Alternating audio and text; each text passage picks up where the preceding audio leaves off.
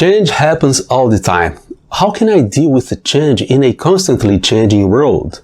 What does the Bible teach about it? Hi there, my name is Sherman Palmeiras. In today's video, I want to share with you some biblical lessons I've learned on how to face change. At the end of this video, I will tell you a resource that helped me face the change differently. Let's grow!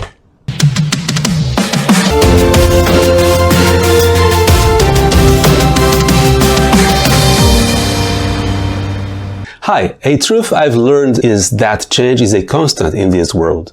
Benjamin Franklin once said, "In this world, nothing can be said to be certain except death and taxes." Think for a moment.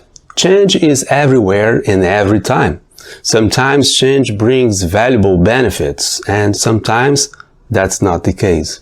However, the cycle of change keeps going on and on. No matter where I am, or what, or when, or with whom, I have to face this fact. Change is inevitable.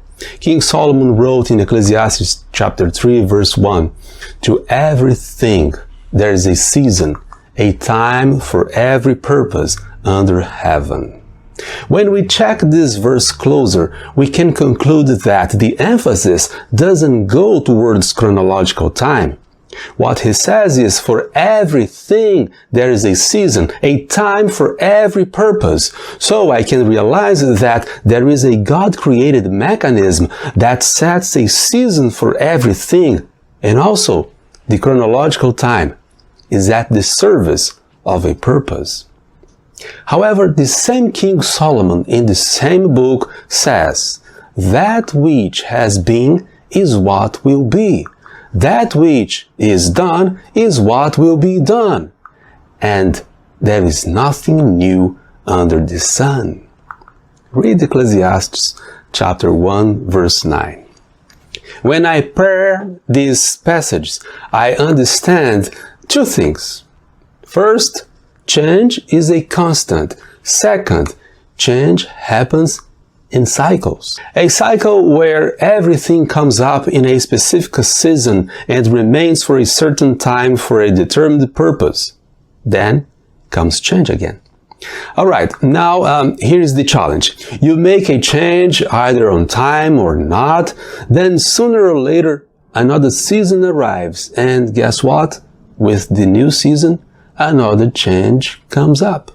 My question then becomes, how can I make a change? How can I appropriately manage this, living in a world that is changing all the time, psychically? For me, the best answer comes from the verse in Matthew 24, verse 35, when the Lord Jesus says, "Heaven and earth will pass away, but my words will never pass away."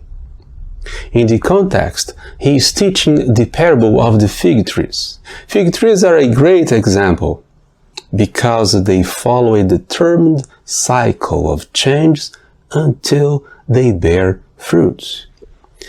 Then, what happens? They start a new cycle again. Yes. He is teaching that everything can go through these cycles of change. However, here's the point. His words remain the same. That's where I go whenever I am in the midst of a change or I have to make a change. How about you? What's your preferred way to face change? Keep watching because I want to tell you about a resource that helped me to see change differently. Hi, the first week is already gone. Isn't this amazing? I hope you are growing. Well, growth is intentional, right? As I told you, in the coming weeks, I will talk with you about books and other resources that have been helpful to me on my personal growth journey. I'm coming today to share one of these references. And the book is Who Moved My Cheese by Dr. Spencer Johnson. This is a simple yet delightful book that presents different ways to deal with change. And to be noted, that can be any type of change. In the book, the author creates 4 characters, 2 mice and 2 little people, and they go out in a maze searching for cheese. In this metaphor of life, the cheese represents what each one wants and values the most, for example, health, joy, freedom, knowledge, wealth, etc. The maze represents where each one searches for that type of cheese. It might be the workplace, a community, friendship, professional network, and so on. At a certain point in this story, the characters have to deal with the fact that change happens and their cheese is getting to an end. One of the characters tackles the situation successfully and leaves messages written in the walls of the maze, telling what he has learned from this challenge.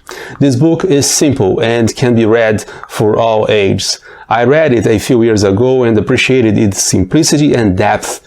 Its principles are really memorable. I'll put a link here in the description of this video for this resource.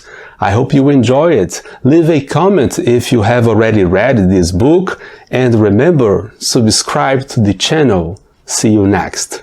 Let's grow!